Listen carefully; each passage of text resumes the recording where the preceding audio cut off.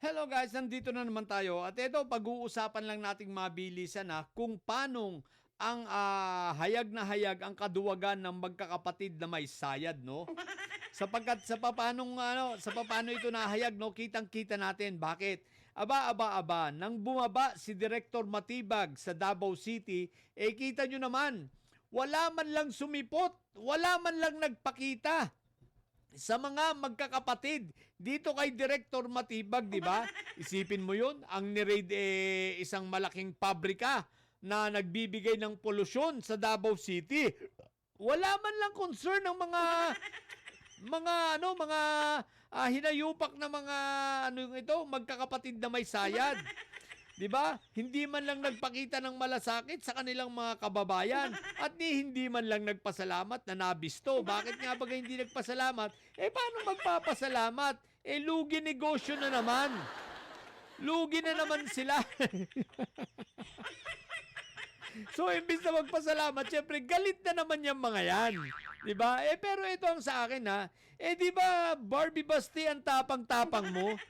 Sa mga conventions na mga pinagagawa ninyo, ang tapang-tapang mo. Diba? Lagi mong tinitira si, Director Matibag. Kayong magkakapatid, pati si Inday Sayad. Ang tapang-tapang nyo bida-bida lagi kayo. Diba? Bakit pag hinaharap na kayo, pag yung mga niyayabangan nyo ay lumalapag na dyan at dumarating na dyan, anyari sa inyo? Bigla kayong nawawala. Bigla kayong naglalaho na parang bula at hindi man lang nagpapakita. Manang-mana talaga kayo sa pinagmanahan ninyong puon ninyong mga hinayupa kayong si Fentaboy, di ba? Tandang-tanda ko pa si Fentaboy, hindi natin malilimutan. Nagyabang, naghamon ng barilan kay Waldy Carbonell. Pinatulan!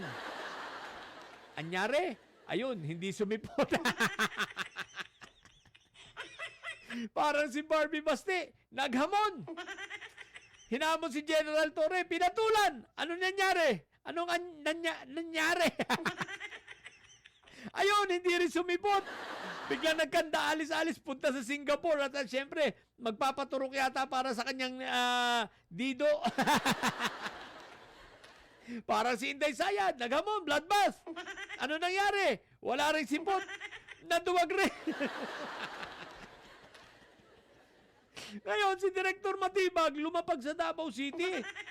Ababa ni isa, isipin mo mayor ka ng Davao City, hindi ka man lang nagpakita. Isipin mo may 10 Chinese na nahuli ron. Kumbaga katayuan ng iyong mga constituents ang nakataya doon. Wala man lang sa inyo nagpakita. Ngayong mga congressman ninyo, wala man lang nagpakita ng malasakit. Bagamat alam namin na wala kayong malasakit sa mga taga Davao City talaga. Pero, kahit kaplastikan man lang sana. Bakit ba natin sinasabi walang malasakit ang mga ito? Paano magkakamalasakit yung mga yan? Nandyan lang yan sa Davao City pag walang bagyo, pag walang ulan. Pag mababalitaan nilang uulan at babaha, sumisibat na agad ang mga yan. Di ba? Kitang-kita naman. At yan ay talagang, kita nyo naman sa mga nagdaang mga pagbaha dyan, di ba? Asa na magkakapatid. Missing in action. Laging wala. Tapos yung mga empleyado na lang nila ang siyang magpapalugaw, magdadala ng lugaw na ang sahog ay tubig at asin. Hindi man lang nilagyan ng sibuyas. Di ba? So, naduwag. So, ngayon, guys, eto. Kaya wag kayong magtataka na yung mga didilis na puro yabang lang, puro wagdo rin yan. Puro bunganga lang yung mga yan. Yung mga sasabi, magagaya kay Mima. Akala mo naman ay silang nagpatira kay Mima. Iba naman ang resulta ng kay Mima. Magagaya ka doon. Puro ganon, puro banta. Mga hinayupa kayo. Puro kayo banta. Di ba? Puro kayo bunganga. Hindi naman kayo kapanipaniwala. Bakit? Paano kayo paniniwalaan? Manang-mana kayo sa punyong may sayad. Manang-mana kayo kay Inday Sayad at manang-mana kayo kay Fentaboy na puro yabang. Puro bunganga. Pupunta sa magje-jet ski sa South China makikipaghahamunin ng barilan si Waldy Carbonell. Tapos takot pala. Di ba Barbie rin? Naghahamon tapos hindi sisipot. Kaya yung mga didilis na mayabang na yan, puro bunga nga lang yan. Tandaan ninyo, wala talagang palaban sa mga yan. No? Puro ano yan, puro bunganga, puro ano lang, puro at home, tapos puro yabang, 'di ba? Pero pag pinatulan, hindi naman talaga, 'di ba? Ngayon, eto ay obvious, nakakahiya mga didilis ha. Yung matatapang ninyong mga amo, aba, bakit nung lapagan dyan sa Davao City, wala man lang nagpakita?